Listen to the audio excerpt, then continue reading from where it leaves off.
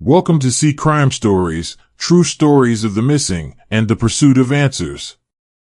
On the morning of September 12, 2001, while the rest of the country was still locked on burning towers and looping news footage, a routine drive in rural Tioga County, New York, cut straight through the noise.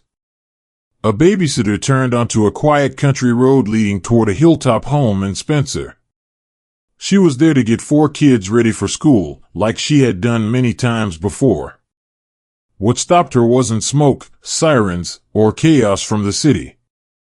It was a gold Ford Windstar minivan sitting wrong on the shoulder, just short of the long, private driveway she knew by heart. The van belonged to 35-year-old Michelle and Harris. The details were small, but precise, the kind of details investigators remember because they do not fit normal life. The keys were still in the ignition. The doors were unlocked. Michelle's phone and personal items were inside.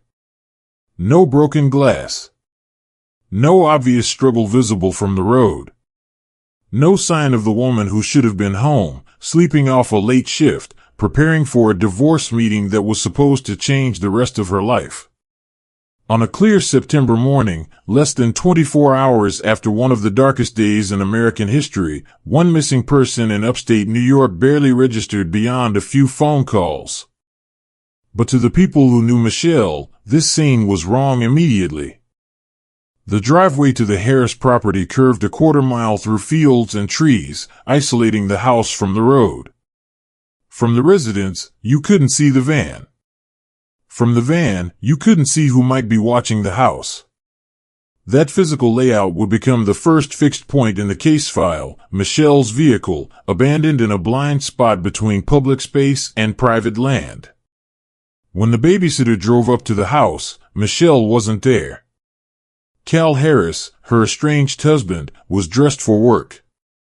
The explanation he gave, that Michelle might have gone to New York City as planned, didn't match the car, the keys, or the phone sitting in plain view. Within hours, the van was moved from the roadside into the garage. It was an action that, at the time, looked practical. On paper later, it would read like the first decision that complicated every forensic question that followed. When state police were finally contacted and began their missing person report, they weren't walking up on a sealed scene. They were arriving after the one piece of physical evidence, the vehicle that should have traced Michelle's last steps, had already been touched, entered, and relocated. The early search was shaped by timing that worked against her. Resources were stretched thin after the attacks. Specialized units were downstate. Troopers in Tioga County had to decide, was this a stressed mother who left on her own, or the start of something else? Michelle had 4 children, a pending divorce, and an appointment that day with her attorney to finalize a significant financial settlement. She left all of it behind in that van. That fact, more than any theory, began to move the case away from maybe she took off into something happened between that restaurant, that boyfriend's apartment, and this driveway. From the first page of the file, the narrative is simple and brutal. A woman expected home, a car left on the edge of her own property, keys and phone abandoned, no 911 call, no verified sighting after 11 p.m. on September 11, 2001. No body. Does any part of that scene sound like someone who decided to walk away from her life? By the time investigators opened the missing person file, one fact had to be settled before anything else. Was this a woman who might have chosen to disappear, or a woman whose life was interrupted? With Michelle and Harris, the paper trail, the witnesses, and her own words all pointed in one direction, and it wasn't escape. At 35, Michelle was a mother of 4, working hard, moving fast, and stretched thin. She waitressed at Lefty's in Waverly, pulled late shifts, and still showed up for school events and pickup runs. Friends described her as social, sharp, sometimes reckless with her personal life, but anchored to her kids. That last point mattered. In real investigations, officers look less at adjectives and more at patterns. Does she show up where she's supposed to? Does she abandon responsibilities? Michelle's pattern was consistent. It showed strain, not a woman practicing how to vanish. The home she was trying to step out of was large, isolated, and funded by a successful car dealership business tied to her husband, Cal Harris. On paper, they were a well-off family on a big rural property. Inside that house, by 2001, the marriage was fractured. Both had been involved with other partners. Arguments were overheard. According to people close to Michelle, control and intimidation had replaced whatever stability had been there in the early years. Some of those witnesses later testified that Michelle reported threats, including statements about making her disappear. Those claims would become part of the official record, not gossip, but material questioned and tested in court. What turns this from domestic trouble into a key evidentiary layer is timing. Michelle had already filed for divorce. The financial side was not small. Records from her attorney show she was positioned to receive significant support and assets. A meeting was scheduled for September 12, 2001, to move that settlement forward. For investigators, that appointment was not a side note.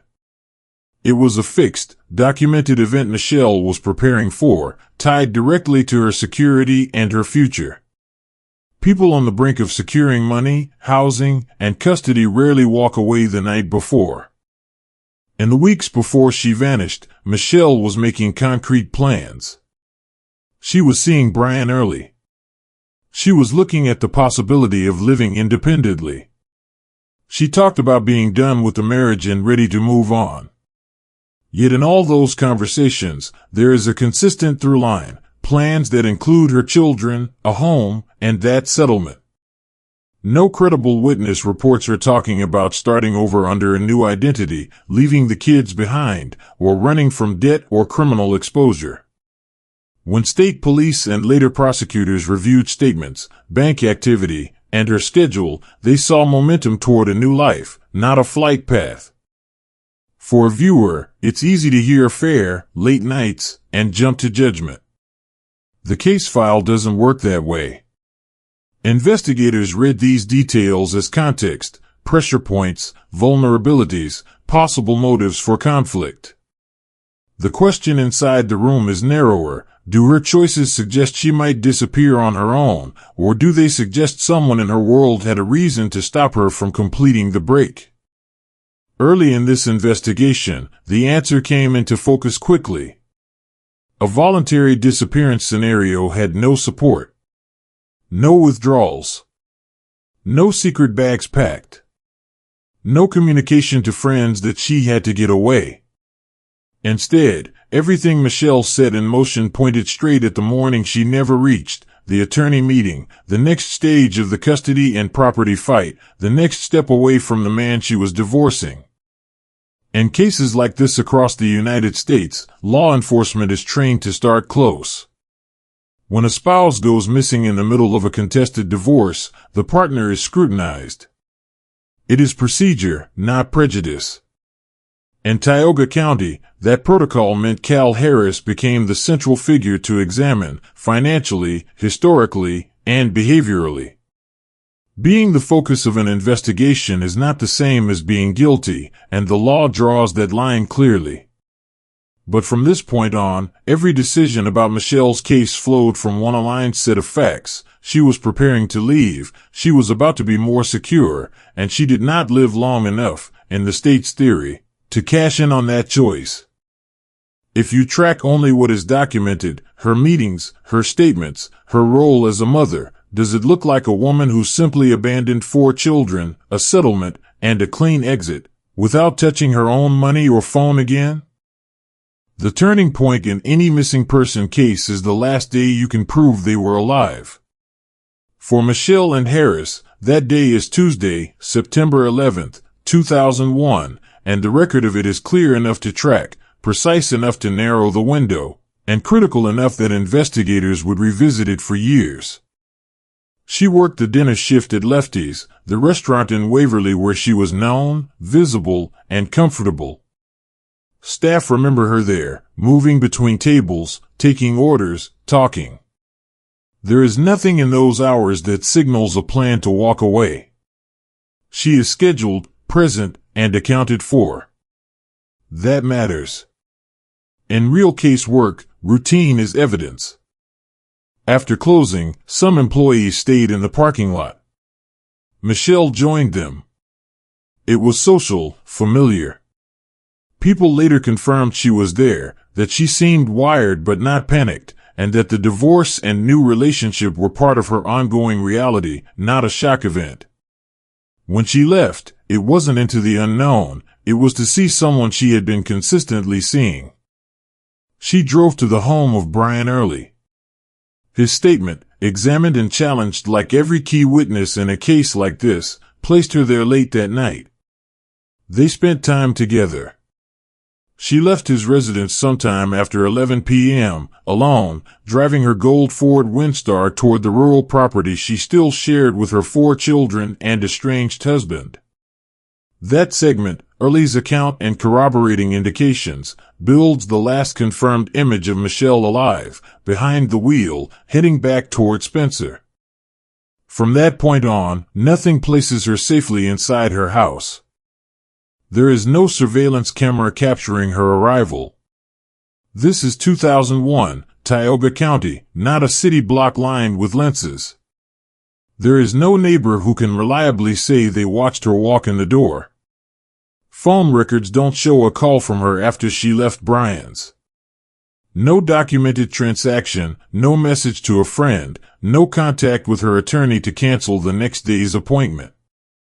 The trail runs up to that drive through dark, open country and then stops. That gap is where investigators focus. You have a confirmed departure time from one location, a direct route home, and a vehicle found the next morning near her driveway. The distance is short. The timeline is tight.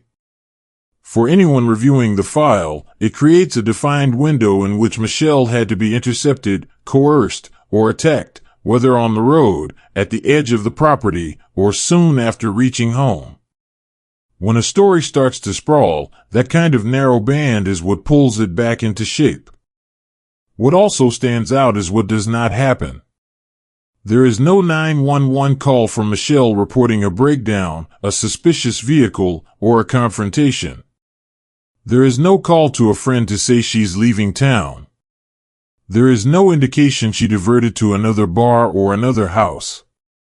She leaves one safe, known environment and never arrives at the next one. Investigators billed her last night not to dramatize it, but to lock down what is fact and isolate what is assumption. This is where the human side and the procedural side meet. A mother on the brink of a more stable future, with a legal appointment the next morning, drives back toward her children and simply disappears in a few miles of dark road. It is not just unsettling, it is statistically inconsistent with voluntary flight. In no body cases across the country, that combination, a tight timeline, a short route, abandoned property, and silence, consistently pushes detectives away from she left and into someone intervened. In Michelle's file, this night becomes the structural spine. Every later theory, every courtroom argument, every claim of guilt or innocence has to fit inside this frame. She is seen alive at work, seen alive afterward, seen by a man she is dating, and then gone between that driveway and that van. When you strip away speculation and stay with what is documented, the last night doesn't answer who is responsible. It tells you where to look and how small the margin really was. As someone following this case with us, here's the question to sit with before we move on. If the only verified moves are work, a visit, a straight drive toward home, and then an abandoned vehicle, do you see any real room for a clean, voluntary disappearance? When state police stepped onto the Harris property, they were not walking into a sealed crime scene. They were arriving at a large rural home where life was still moving, for kids, a working father, vehicles coming and going, and a minivan that had already been driven off the roadside and into the garage. That decision, made before the investigation fully engaged, would follow this case through every courtroom that touched it. From an investigative standpoint, the mandate was simple: confirm or rule out that this house was the last place Michelle and Harris had been alive. The approach was methodical.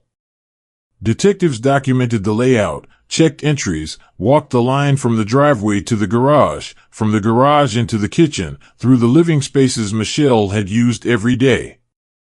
They were looking for something that did not match ordinary family traffic. The first meaningful development was not dramatic, but it was concrete.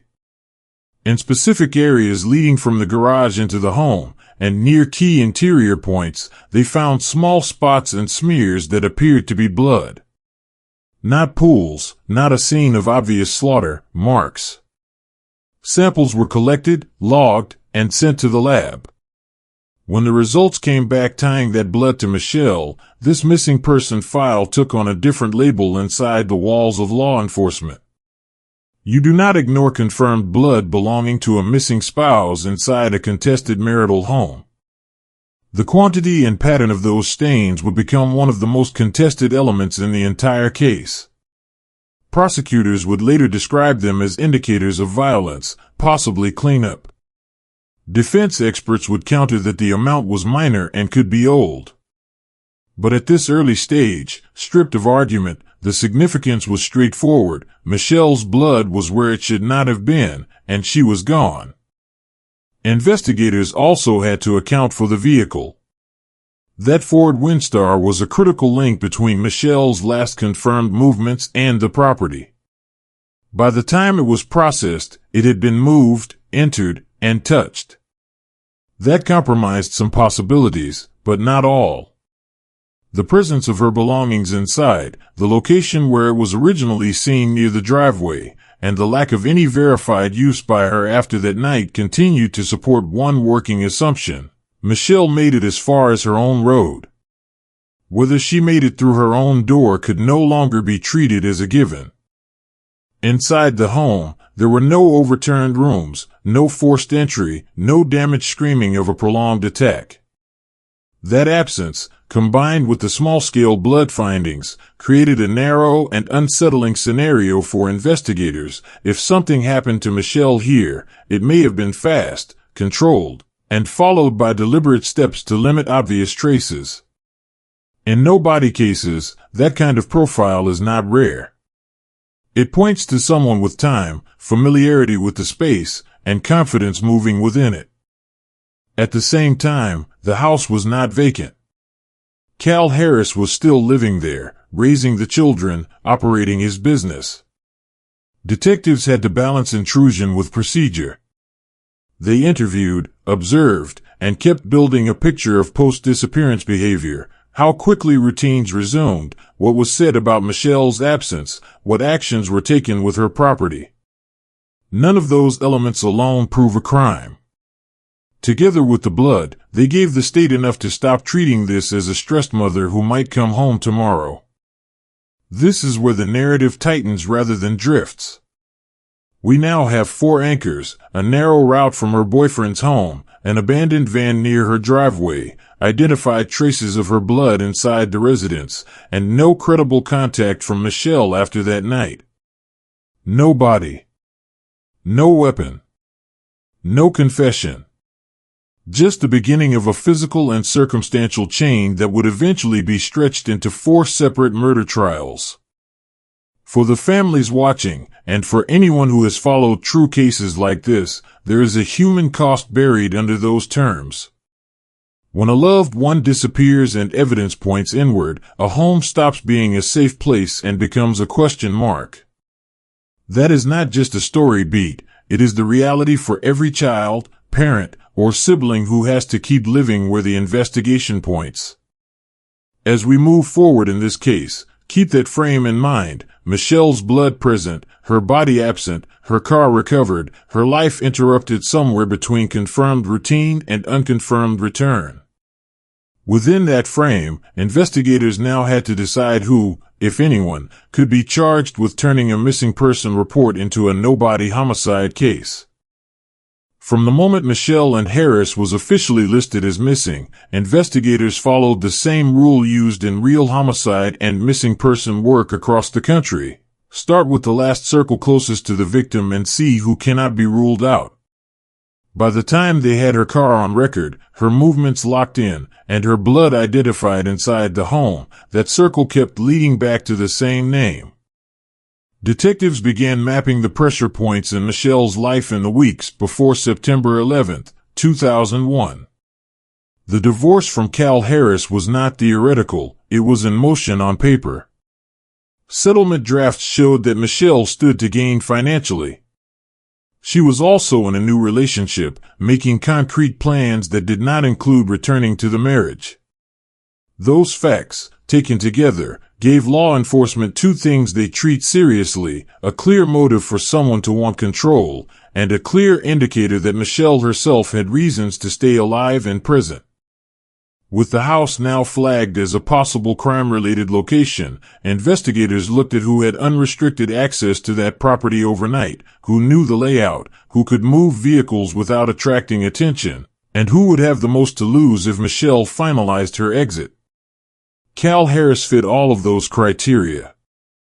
That does not, by itself, make him guilty. It does make him the logical focus of a nobody case. The investigative work moved into the quiet, technical lanes that don't always make headlines but decide whether a case advances. Officers documented statements from family, friends, employees at the dealership, and people who had seen the couple argue. They noted prior allegations that Michelle had felt threatened. They charted how quickly and in what tone Michelle's absence was discussed. They monitored Cal's routines. They checked financial activity. There was no sign of Michelle independently accessing funds, no pattern suggesting she had staged her own disappearance. They also looked at how key pieces of property were handled. The minivan had been moved onto the property before it could be fully processed on the roadside. Items of Michelle's were reportedly sorted and discussed in ways that, to some, felt abrupt. In front of a jury, those details would later be used to suggest indifference or confidence that she was not coming back. For now, inside the case file, they were logged as behavioral data points, not proof on their own, but part of a pattern the state believed it was beginning to see. What makes this chapter of the story important is not speculation, it is the way circumstantial threads begin to tighten. You have a missing woman in the middle of a divorce, documented tension, alleged threats reported by others, blood of the missing spouse in the shared home, a vehicle abandoned near the driveway, and no sign she continued life anywhere else. To investigators trained on nobody homicides, those checkpoints are familiar. They are the markers that push a file from "we'll see if she turns up" into "we may be looking at a homicide without a recovered victim." Still, a nobody case has to meet a high standard before it becomes a murder charge. Prosecutors in Tioga County needed more than a bad marriage and uneasy impressions. They worked with what they had: evidence inside the residence, Michelle's legal and personal trajectory, and the absence of any alternative explanation that fit the data. Experts were consulted on the blood findings. Timelines were refined. Travel, work, and phone patterns were overlaid to see who was where when Michelle had that narrow window to vanish. By 2005, the state believed it had enough to present a theory that Michelle returned toward the property on the night of September 11th, encountered violence linked to the marital conflict, and that her estranged husband, with access to land and resources, disposed of her body in a way that prevented recovery. It was a theory built without a body, without an identified weapon, and without a witnessed attack, but anchored, according to the prosecution, to the pieces they saw lining up against him. For anyone watching this as a true crime case and not just a list of dates, there's a larger issue worth noting. When evidence is mostly circumstantial, every interpretation carries weight. Pushed too hard, and you risk building a story around a person instead of around the proof. Hesitate too much, and you risk leaving a victim without any attempt at justice. The Michelle Harris case sits exactly on that tension line, and this is the moment where the state chose a direction. For years after Michelle and Harris vanished, Tioga County stopped waiting for a breakthrough and chose a path. In 2005, prosecutors filed a second-degree murder charge against her estranged husband, Calvin "Cal" Harris. It was a nobody case, built on a sequence of facts they believed added up to one conclusion, and they were prepared to stand in front of a jury and say it out loud. The core of the state's first trial narrative in 2007 was straightforward, almost stripped down. Michelle worked her shift, saw her boyfriend, drove back toward the rural home in Spencer, and, according to the prosecution, did not leave that property alive.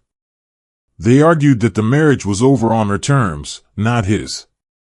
The financial records showed what she was set to receive in the divorce. Witnesses repeated what they said Michelle had told them about feeling threatened. Crime scene technicians testified about finding her blood inside areas of the home. Her van had been found near the driveway, her personal items inside, no sign of life after that night. They framed it as a domestic murder carried out in familiar surroundings by the one person with motive, opportunity, and control of the scene. Without a body, the trial depended heavily on how the jury read those surrounding circumstances. The state highlighted Michelle's upcoming legal meeting, her children, her new plans, to argue she did not choose to disappear. They pointed to the handling of the van, the reported comments about making her disappear, and the fact that no other suspect had comparable access or motive. In the prosecution's version, the lack of a recovered body was not doubt, it was part of the plan. The message was clear: she is dead, this is where it happened, and he is the one responsible. The defense pushed back where they could.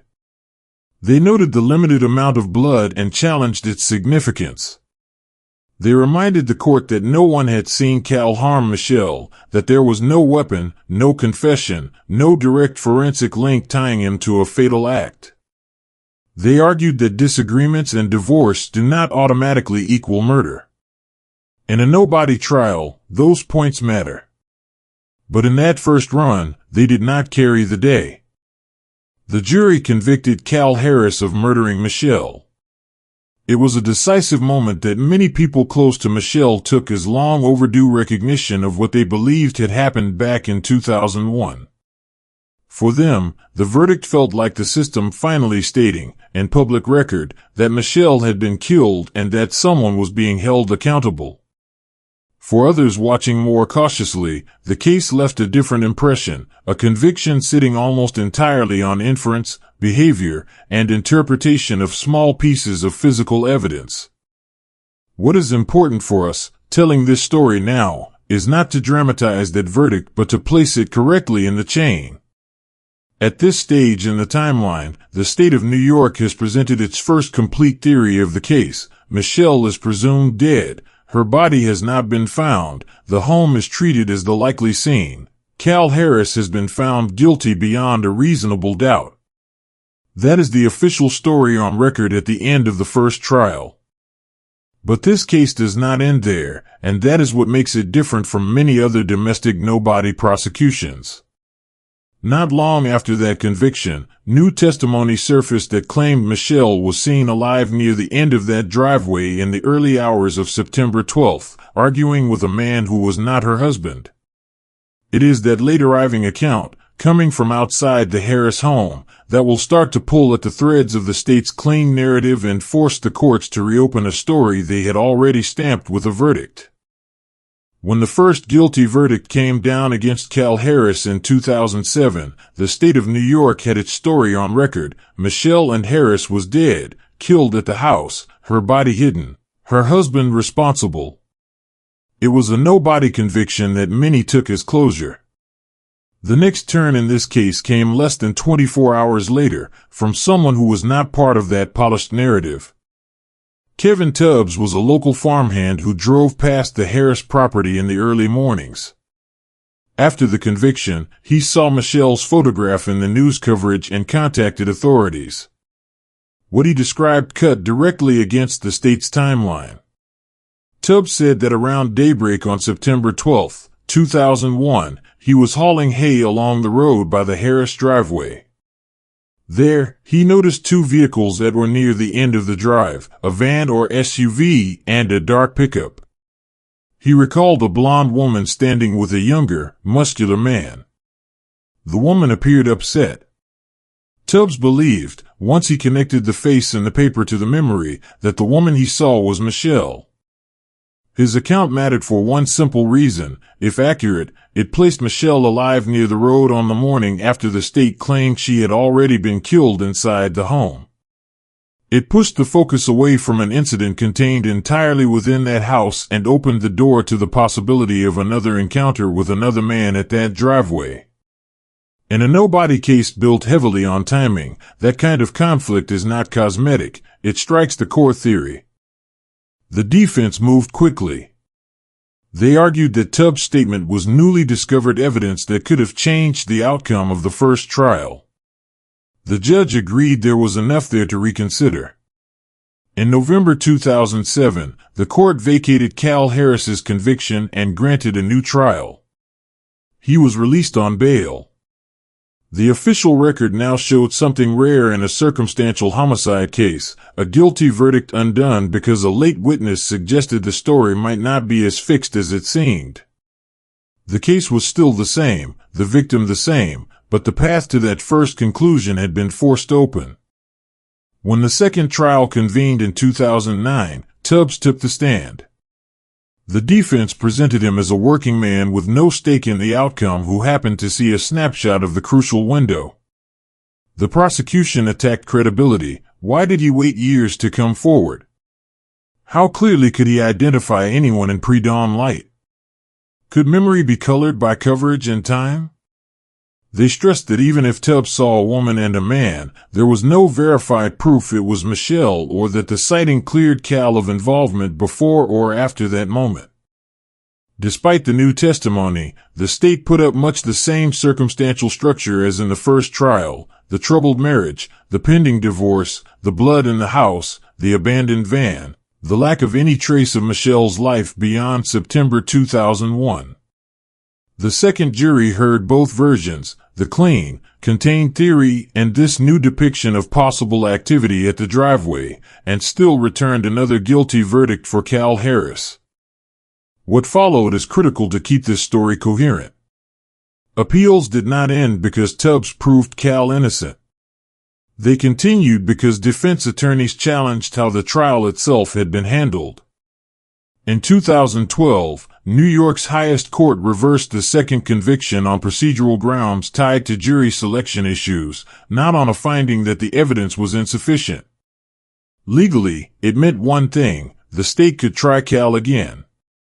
Practically, it meant that by this stage, the case against him had been declared strong enough to convict twice, fragile enough to be overturned twice, and still completely without a recovered body. For people who care about fairness and accuracy in no-body prosecutions, this phase of the Harris case is where the tension becomes obvious.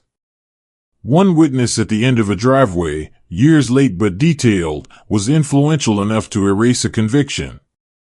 Another jury, seeing the same man testify, was comfortable convicting anyway. Same missing victim. Same rural road in Tioga County, New York. Same core allegation.